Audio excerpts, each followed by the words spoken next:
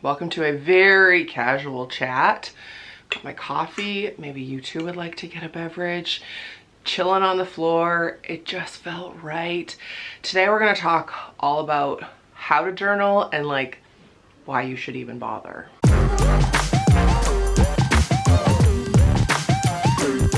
My name's Mare. I am a registered social worker and counselor. I'm also a widow and a woman who's raising a child with very complex needs. I like to take my professional and my personal experience, put them together and offer you some content. I also have some availability currently as I'm filming this in my counseling practice. If you're looking for a counselor, I can see you either in person over Zoom or the phone. All my information is down below. Now, I just want to immediately give you kudos for even clicking on this video. I feel like journaling is very like polarizing or annoying to a lot of people. And I just pulled out because I just wanted to show you how many I have saved.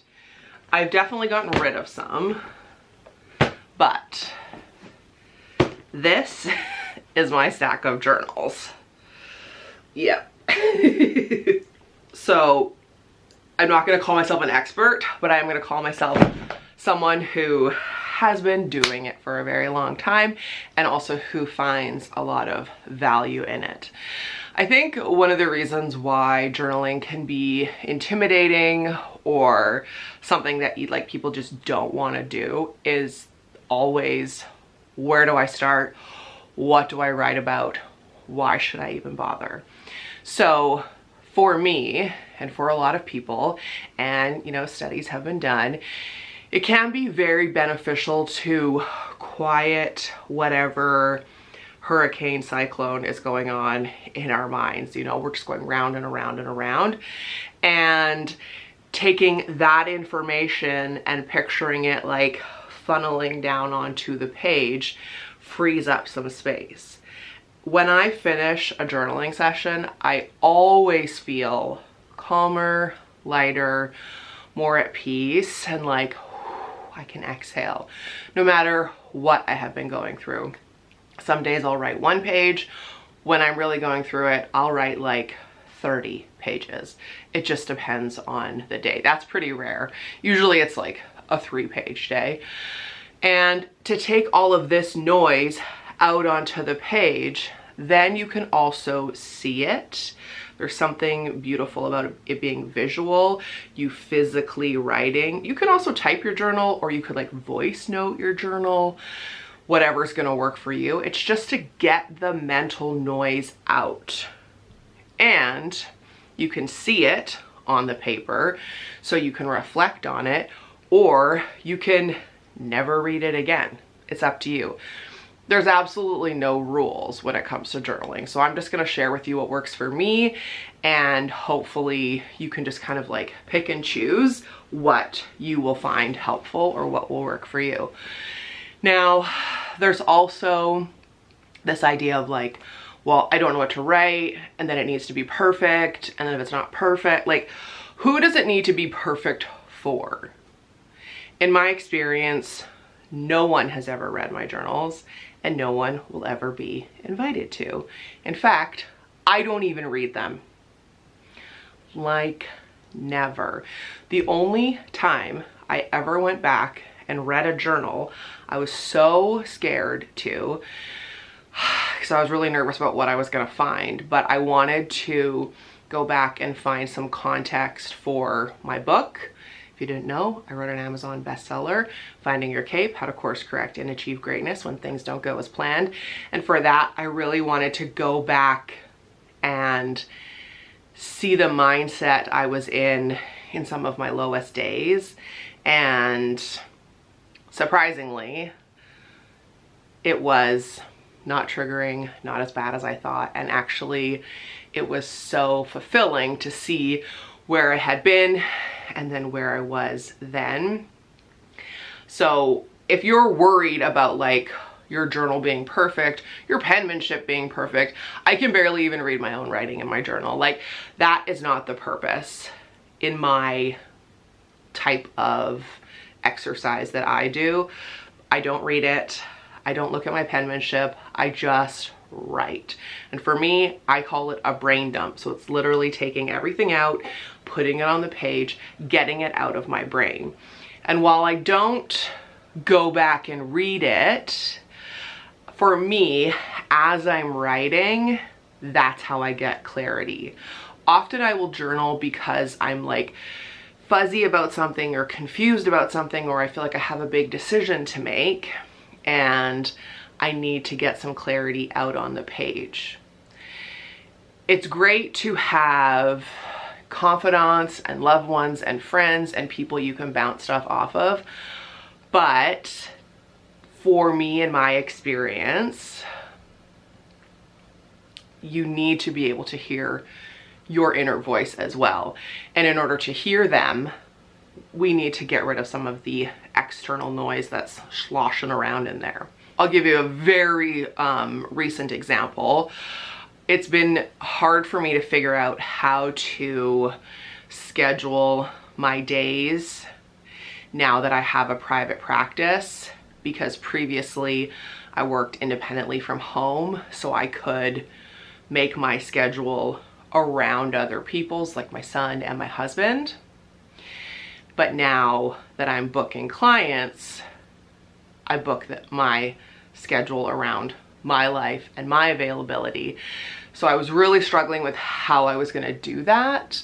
And I journaled about it and I figured out in one sitting how to do it. And it's working great. That might seem like really minimal to you, but it had been plaguing me for months, how I was gonna manage to have a set schedule around other people's schedules who are constantly changing. So I journaled about it. So like that may also be a good example to you that you don't always have to be writing about like heavy trauma or stuff that makes you cry or like anger. It can just be something that's really confusing you and you can't find an answer to. And often when you take the time to write it out, as the noise quiets, solutions will appear. And that has been my experience as well. Not always in one session. Sometimes it takes a few or a lot. Another example will be, for a very long time I considered leaving radio, and I knew I needed to for professional and personal reasons. I could not figure out how to do it, when to do it, really give myself permission and the why to do it. I journaled so much and it became clear to me how I was gonna do it, and then I did. Can you believe that was 8 years ago? If you have been here since I was on the radio, hi, hello, how are you? What? I got sick of hearing myself talk about it. One of my pet peeves, and it has been since I was a teen, is people who bitch and complain and don't do anything about it. My whole life. I think it's probably stems from watching my parents, you know, immigrate to Canada, move us around the province, really continue to work hard and make changes and sacrifice to continue to up level. I presume watching my dad do that, that's what was instilled in me subconsciously.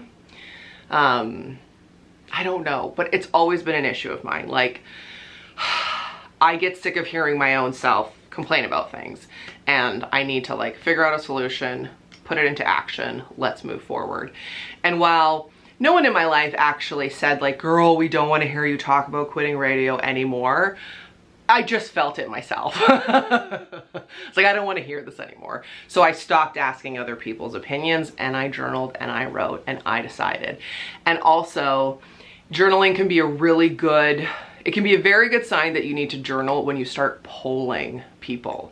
When you're polling the room about decisions for your life and what you need to do, yes, it's nice to get some insight, but if you're constantly asking people what they think, it could be time to ask yourself and your inner voice what they think. And in doing that, you can write it out. There's something about that like activity of seeing it on the paper, and your brain starts to slow down and solutions come or more questions come and you can answer them, and it can be very therapeutic. I will also say often when I myself need to journal, and I would say for a lot of you and for a lot of my clients that I have shared this with, when it's time to journal, you will not want to. I rarely pick up this when things are going well. Like, it's not like my diary. I'm not like, dear diary, today we went on a date. No, no, no, no, no, no, no. This is like, dear diary, help. That's my kind of journaling. So like, it's funny, I'll go through like months and months and months of not journaling, and then all of a sudden I'm picking up multiple times a week and I'm feeling so much comfort in it. And I know that's when things are heavy and hard and it's time for me to quiet some of the noise. I'd love to know if you journal, why you journal, and maybe hopefully you have other reasons, and we can all share them down below. And the how of it, honestly, is get a notebook. It can be like this. It can be spiraled. It can be smaller.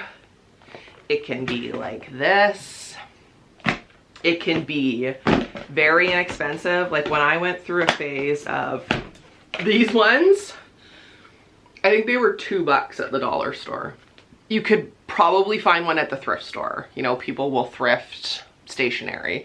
Doesn't have to be expensive. Just a notebook and a pen. Something that like you will want to reach for. Winners has nice ones. Walmart has nice ones. Like, I am very particular, like, you know, specific kinds of like lines and page thickness, blah, blah, blah. But in saying that, I never spend very much money on it. Just like a pen you like. That's it. And then you can keep it with you so that when you have time and you think about it, you can write in it. You can schedule time in your day to do it. It can be a really nice thing to do over a morning cup of coffee. Imagine clearing your brain and calming your mind before you start your day or before you go to bed.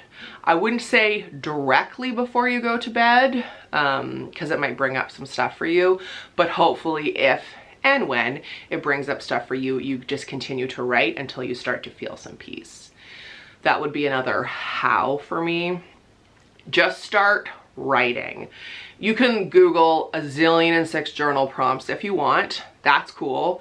They don't work for me as well as just start writing.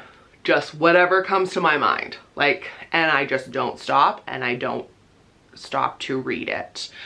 And it just starts to come out. Also, write it in a way in which you're not editing yourself for fear someone will find it.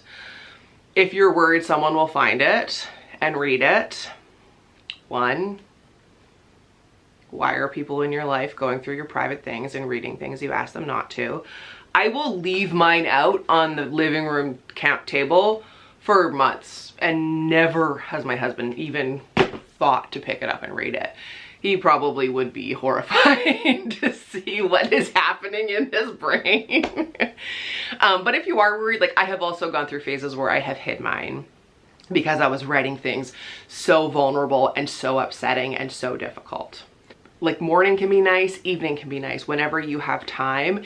Even if by starting, just set a timer for like 5 minutes on your phone and just tell yourself, I'm gonna write until this 5 minutes is done. Or something I really like to do is I like to find either on the Headspace app or on YouTube a specific kind of sound. So whether it's jazz music or like waves or spa music, something as like a little bit of a background, I'll put that on. And on Headspace they have like specific timed ones. And I actually have started swapping my meditation sometimes for a journaling session, because to me it is very meditative. So setting a timer can be nice. Like, I'm just gonna write for 5 minutes. Like, what is 5 minutes? Honestly, that's like a few Instagram reels. And then maybe the next day you set it for 6 or 7. And that's only if you're kind of feeling like, I don't know how I would do this, or how I would write, or how I would know what to do. Sometimes a timer can be nice. And just go for it. This can be very helpful if you struggle with insomnia, anxiety, depression, you're having troubles in relationships or your job, you're feeling at a crossroads and you don't know what to do. It can also be a really good way to like get your thoughts out before you talk to someone about an issue. So you kind of get like your most confrontational things out in a safe space in which no one's going to read it, and then you figure out how you will approach that person for the confrontation or for the discussion. And you can figure out like, what is it exactly I want to get across if you struggle with that. If you're someone who maybe like speaks out of turn a lot and then regrets it, throw that in the pages and then think, how would I actually like to say this? It can also be in the how category. If brain dumping is too ambiguous, it can be a very good place to manifest.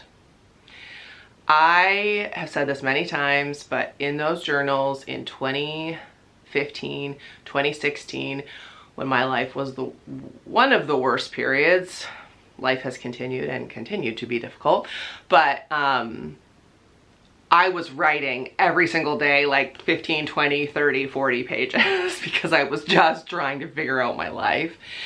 And I broke my life into categories and then started to manifest those different categories.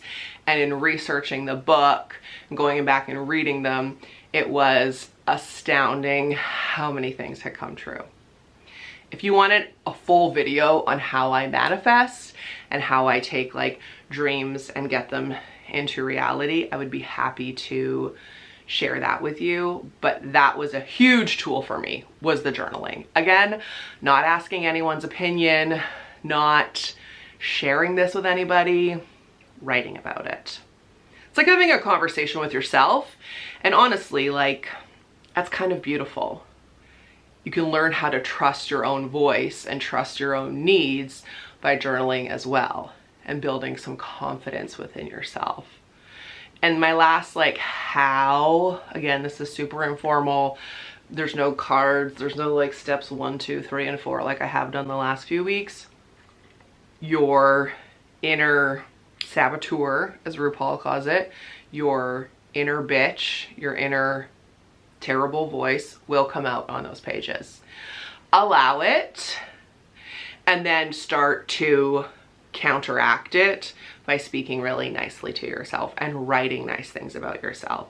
I am grateful for, I am good at, I am enough, I am here for this, I can do this. And when you allow that critic, cynic, terrible voice in your head to get out onto the page, that sounded very Canadian, out, it quiets down in your day-to-day. I hope this was helpful. If you journal differently, if you have any other tips or experience, or if you are comfortable sharing like how journaling has helped you, please leave comments down below. If you have any more questions, this was a question from a marathoner and I thought it was just so good. I hope you found this helpful. You can DM me on Instagram at redheadmare. You can leave a comment down below. You can join us in the Marathoner Facebook group.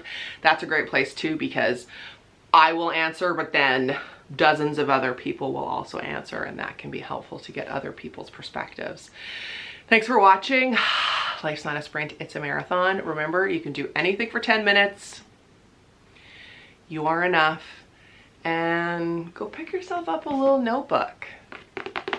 You might be surprised what magic will happen. Take care. I'll see you in the next video. Bye.